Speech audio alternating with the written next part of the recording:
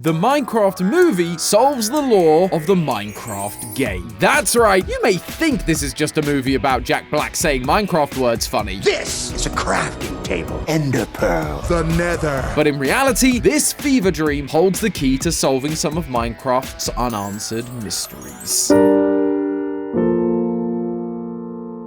Hello, Internet! Welcome to Game Theory, the show where first we game, then we theory. And if you thought that was cheesy, you should have heard the mix of groans and cheers that erupted from the movie theater when Jack Black gave a similar line during the most successful video game movie of all time, a Minecraft movie. Yes, really, this thing has had the most successful opening weekend of any video game movie ever. Although, are we really surprised? The title holder before this was the Mario movie, and you know what they share? Jack Black going way too hard on random musical numbers. Peaches, peaches, peaches, peaches, peaches, lava.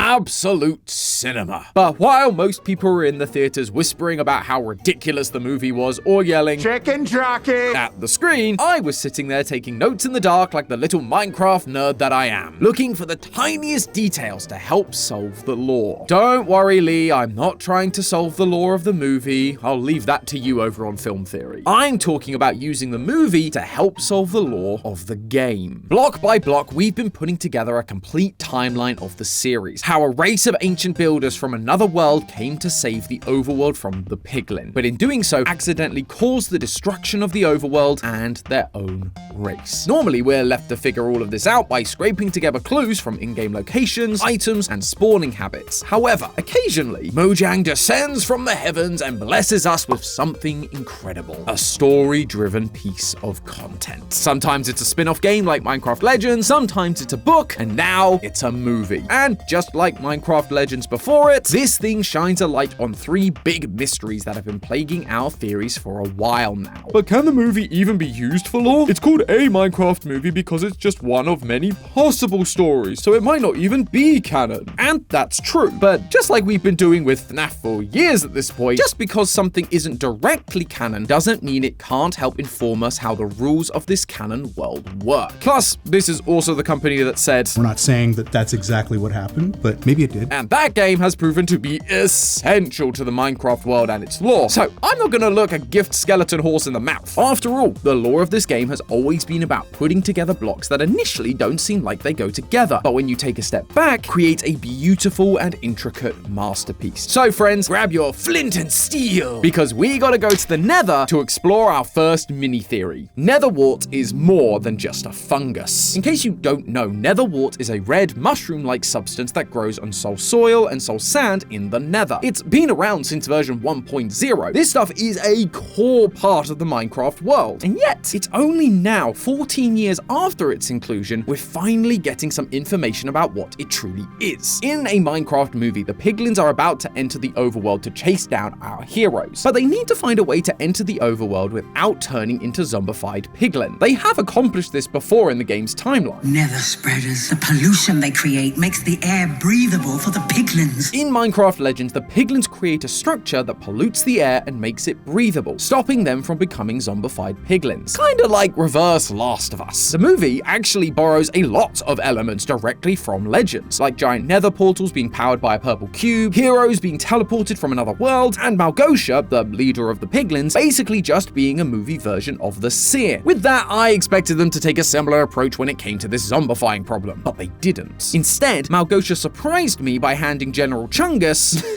Sorry, that name gets me every time. Anyway, Malgosha hands General Chungus a potion bottle and tells him to drink the Netherwort. If Netherwort is being used to stop the zombifying process, then it's more than just some fungus that grows in the hellish environment of the Nether. It's essentially acting as a vaccine. Vaccines work by exposing your body to a harmless version of a virus or bacteria to trigger your immune system into recognizing that type of disease, allowing it to fight off the real thing when the time comes. Whatever it is that converts the piglin into zombie piglin, maybe an airborne zombie virus like we've talked about in previous theories, it exists in an inactive state inside the netherwart. So when they consume it, their bodies learn to fight it off, stopping the zombifying process. Both bacteria and viruses also need to be kept in ideal conditions in order to survive and multiply. Anything too cold or too hot could kill them, which is actually why you get a fever when you're sick. It's your body trying to raise the temperature and kill off the sickness. And the nether, as we all know, is a very hot place, so the virus is unable to spread. Hence the piglin aren't zombifying all the time, and so it lies dormant, inactive, inside the netherwart, making it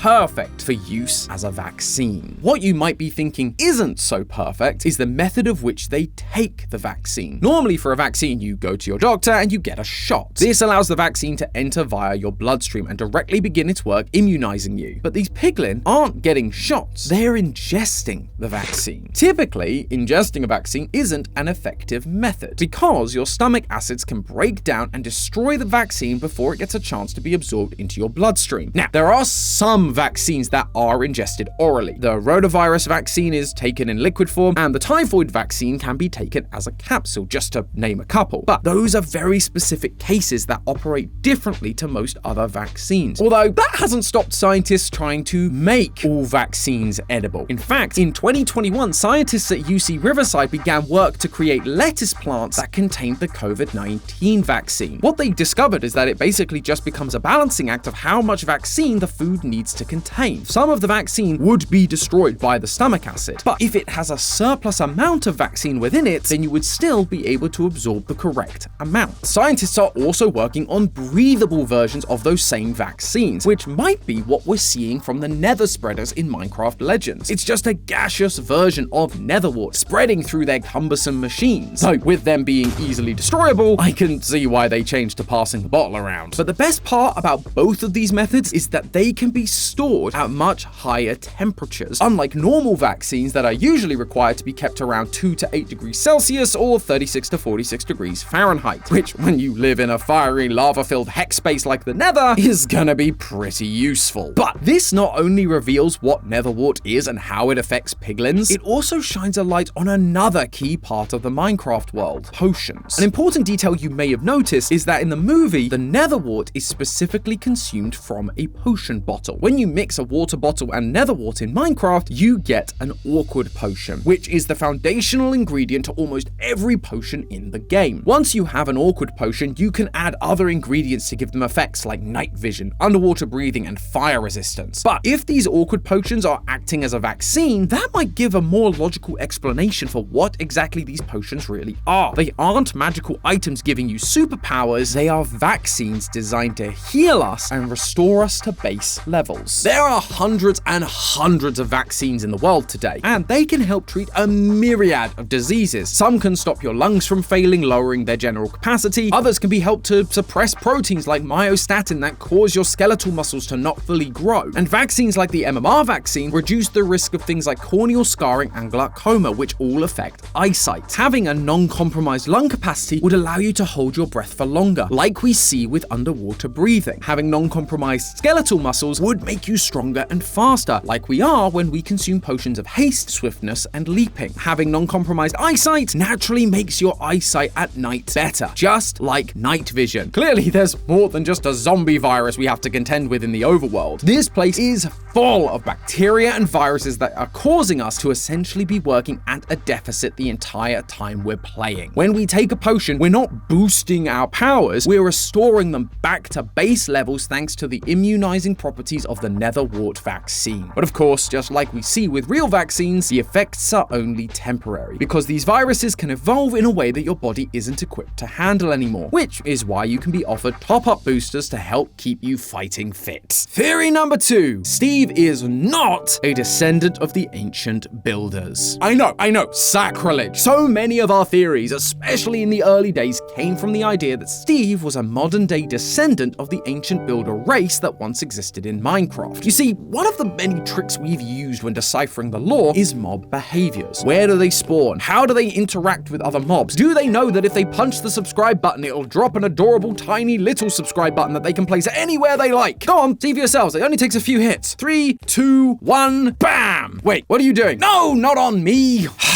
Anyway, the interaction we paid most attention to was how these mobs interacted with Steve, using it as a sign that there is a shared history between these mobs and the ancient builders. Steve is just the latest in a long line of builders, and so the mobs are reminded of the ancient builders when they see him, causing them to, in most cases, attack him. The only trouble is, we've never really been able to explain the how of it all. When we go through our timelines, we focus a lot on the history of the ancient builders and how they all died out or disappeared into the end dimension. And then it's just time passes and suddenly Steve. But a Minecraft movie finally offers us an explanation. We see Steve find a portal inside a mineshaft, and that is how he goes from his world to the world of Minecraft. It seems relatively simple, right? But this is almost exactly what we see at the beginning of Minecraft Legends. A character is busy mining away in the mines, only to be drawn in by a magical blue portal and then end up in the ancient Minecraft world as the first of the ancient builders. With this, as well as all the references I mentioned earlier, I was wondering whether this movie was supposed to be Minecraft Legends retold. But after watching this movie more times than I care to admit, I'm not so sure that's the case. Firstly, there's the Illagers, who, well, exist. And they only came into existence after they chose violence, which they learned from the ancient builders in Minecraft Legends. Plus, in the movie, they're in woodland mansions which weren't built until around the time the ancient builders disappeared, much later in the timeline. Steve also speaks of the Darkening in this movie, an event where the piglin put the overworld into eternal night. He mentions the name as if it's a legend, like it was something that happened before, like it happened previously in the time of Minecraft Legends and is now happening again. And of course, there's the obvious point that the lead character is called Steve, and if the inevitable sequel and 5 spin-offs get greenlit, we'll have Alex too, both of whom are the original 2 characters from the modern part of the Minecraft timeline that we play as. All of this to say that the movie is clearly supposed to be about the modern part of the Minecraft timeline. And that's an important detail to clarify, because it means that Steve coming to this world isn't a retelling of Minecraft Legends, it's showing us that the same thing is happening again. When the overworld was in danger, the heroes of legend from other worlds were summoned in order to save it. Now, in the modern part of the Minecraft timeline, Steve has been summoned to the Minecraft world in order to once again save it from the threats that surround it. He's not a descendant of the ancient builders per se, he's just a builder from another world brought here like they were. That's why all the mobs react to him like he's an ancient builder. He may not share their blood, but he shares their same drive to create, to build, to craft. All these mobs can see that he has the same ambition, and so they wish to stop him because they remember what happened the last time someone like him showed up. And finally, theory number 3, the Minecraft timeline is doomed to repeat itself. This ties into what we were just talking about with the timeline placement of this movie. With this movie showing us things about the modern parts of the timeline, there's one big red flag that hit me like a creeper explosion, and it all has to do with the Orb of Dominance. This MacGuffin is one of, if not the, most important item in the series lore. In Minecraft Legends, it's used by the Seer to corrupt beacons, empower nether portals, and control the piglin leaders. At some point, the Orb of Dominance is stolen away from the Seer, likely by the ancient builders, and locked away in a cave in the overworld, only to then be found by an outcast illager who uses it to try and take over the world in Minecraft dungeons. Oh, and did I mention it's completely sentient? Yeah, this orb isn't really just an orb. It has a voice, and it manifests itself as a creature known as the Heart of Ender. At the very end of the Echoes of the Void DLC, it becomes this giant centipede Enderman hybrid thing, and it's our job to defeat it. But that's the kicker. We do defeat it. And unlike an earlier part of the story where the orb shatters into pieces that can then be put back together later, once the Heart of Ender is defeated, it evaporates into dust, never to be seen again. Until a Minecraft movie, that is, where the Orb of Dominance pulls a Palpatine and was just like, lol, JK, and shows up in a random cave in the real world to kick off the events of the entire movie. Although, thankfully, I don't think this is actually a we thought it was dead, but really it wasn't situation. That would be awful storytelling, right, Mojang? That would be awful storytelling. storytelling. What I think is more likely here is something that Minecraft seems to have been hinting at more and more, that there was never just one orb of dominance. Think about it. At this point in the timeline, the orb of dominance is already destroyed. Malgosha, the seer, seems to know what the orb of dominance is when it first arrives, and the Illagers already have the second half of it, the Earth Crystal, built and ready to go in the Woodland Mansion, because they've already experienced its power before during the time of Minecraft Legends. Now, in the modern day, we're seeing Steve start out not in the Minecraft world, but in the real world. It's there that he finds the Orb of Dominance, and from that point gets sent to the Minecraft world, meaning this orb is a new orb. Characters are being drawn in from other Minecraft worlds, like we see in Legends, and now like we suspect was Steve. Those worlds have their own history, their own lore, and potentially their own orbs. Our Steve being dragged from his world into this one means that there is an Orb of Dominance from his world that could also make its way into the main Minecraft timeline, causing problems like we see in the Minecraft movie. Though the repeating of the Piglin uprising isn't actually the thing for us to be concerned about. The movie shows us that once again, we are well equipped to overcome it. No, what we need to be worried about is the other group the movie shows us is trying to get their hands on the Orb of Dominance, the Illagers. We've talked for a long time about the Illagers' backstory and how they felt betrayed by the ancient builders. They were taught how to fight by them. They helped create the trial chambers underground to combat the Wither, but eventually the ancient builders fled to the end and left them behind. They tried desperately to bring them back, building ender portals out of wool, creating monsters like the zombies, ravagers, and phantoms to try and entice them into returning. The movie then adds to this idea by forcing our heroes to go and collect the Earth Crystal in order to open their portal home. And where is this Earthstone located? The Woodland Mansions, the Illagers' home. Amongst all of their tests and trials to bring the ancient builders back, they were creating items that they saw the ancient builders using to activate their portals and bring them home. But it never worked. The ancient builders didn't come back. They left the Illagers to die. And so now, the Illagers still have the piece to the puzzle needed to control the Orb of Dominance. And with them being not so keen on us builders, who's to say history isn't going to repeat itself again? Just like we saw a Minecraft movie mirror Minecraft Legends in modern times, the next big threat is going to be a repeat of Minecraft dungeons, with Illagers wielding the Orb of Dominance. Only this time, it won't be some random rogue Illager outcast we have to fight off. It's going to be the entire Illager army. They are going to use the orb to dominate this world, wipe us out, and maybe even go back to our original world to rid the multiverse of the ancient builders that betrayed them. But hey, that's just a theory. A game theory! Thanks for watching. World premiere on Game Theory. Why is the Minecraft ghast always crying?